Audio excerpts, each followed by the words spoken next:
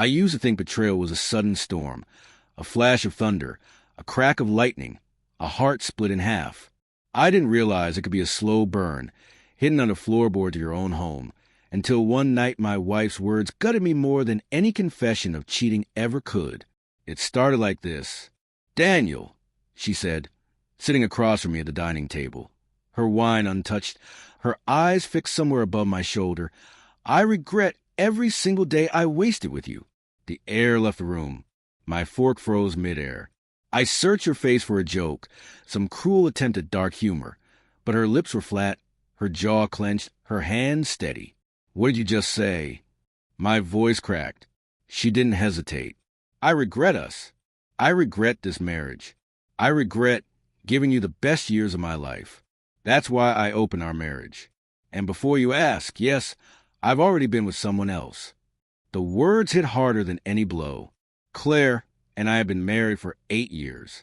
We met in college, me, the quiet kid who worked 2 jobs, her, the charismatic woman who lit up every room. She chose me when no one else noticed me, and I thought that meant forever.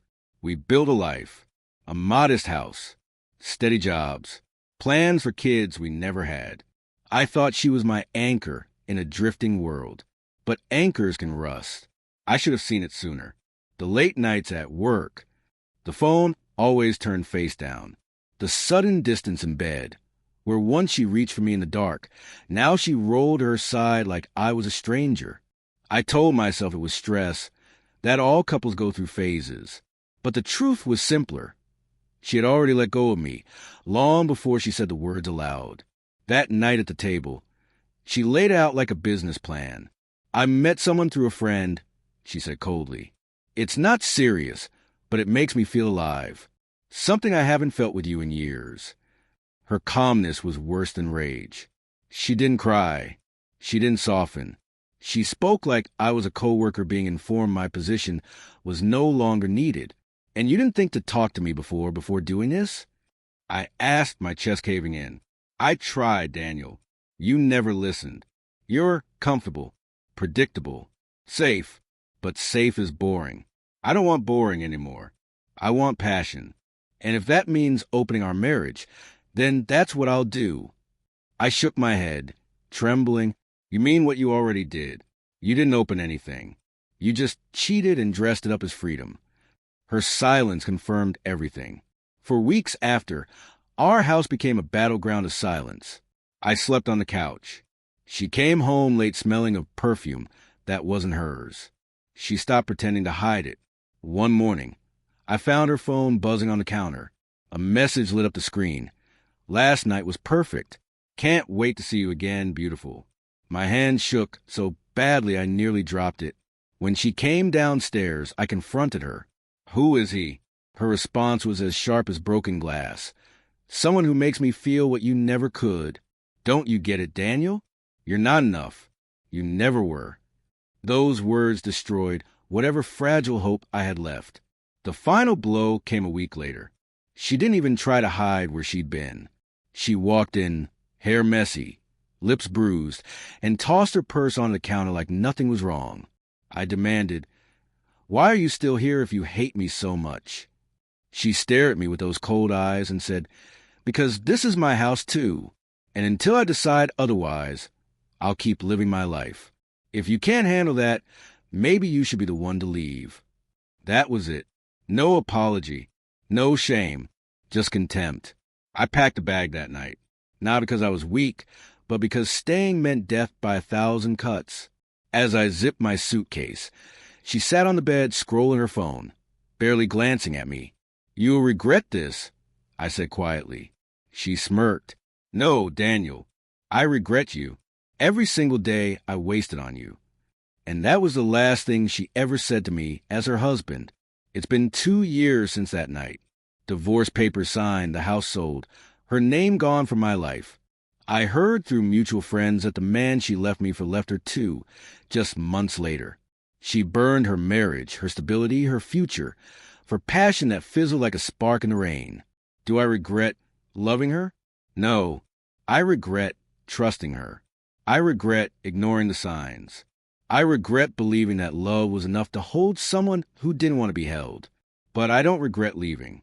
Because sometimes the bravest thing a man can do is walk away from the ashes of what he thought was home. And as for Claire, she may regret me now, but one day she'll regret herself even more.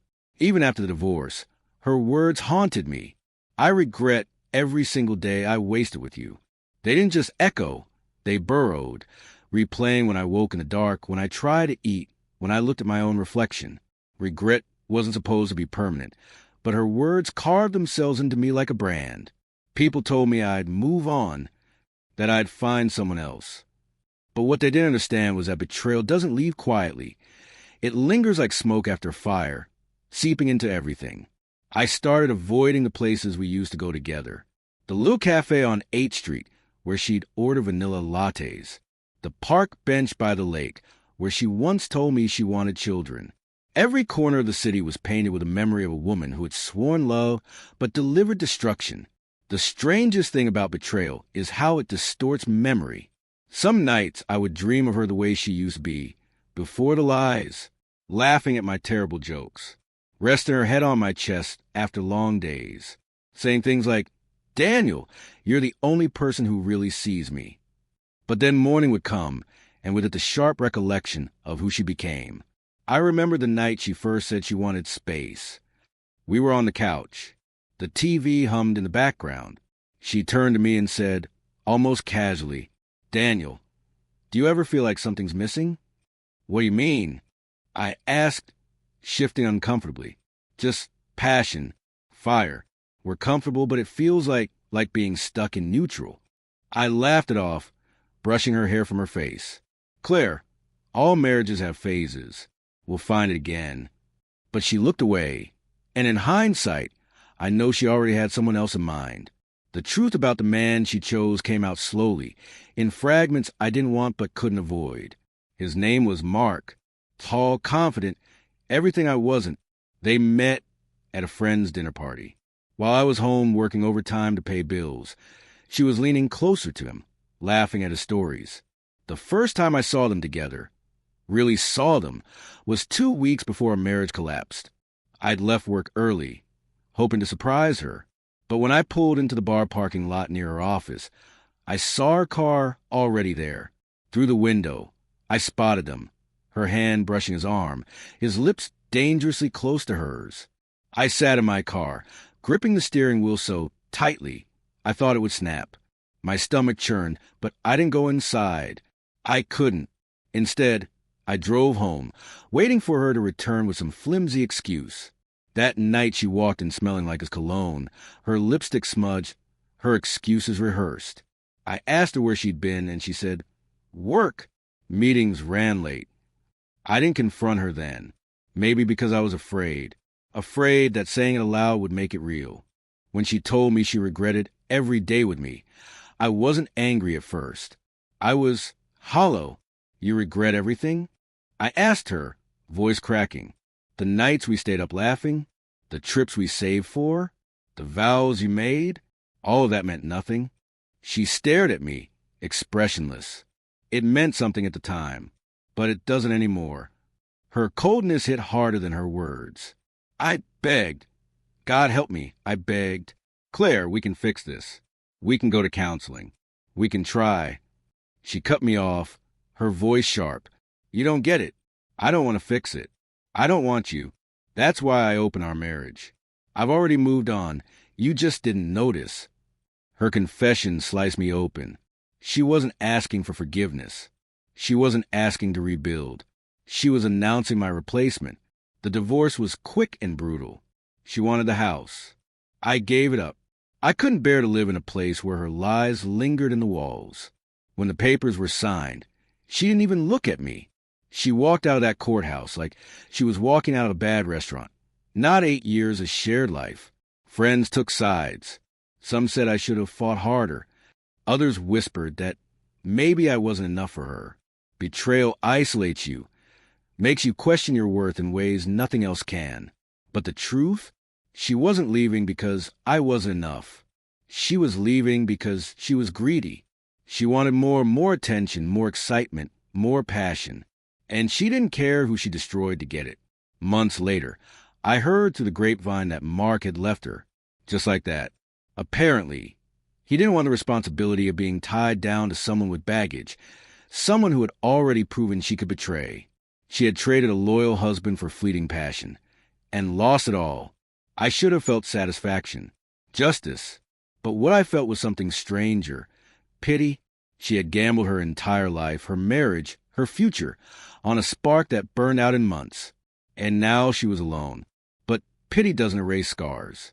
It took time, but slowly I rebuilt. I found new routines, new places where her memory didn't haunt me. I took up running, joined a group where no one knew my history, where I wasn't the man whose wife cheated. And eventually, I met someone else. Not in a rush, not as a rebound. She was kind, patient, and most importantly, honest. With her, I realized that love isn't about constant fireworks.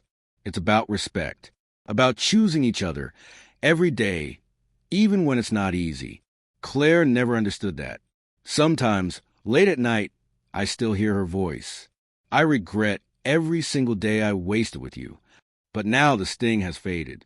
Because I see the truth she never did. I wasn't the waste. She wasted my love. She wasted her own happiness. She wasted the one thing she'd never get back, time. And in the end, regret is hers to carry, not mine.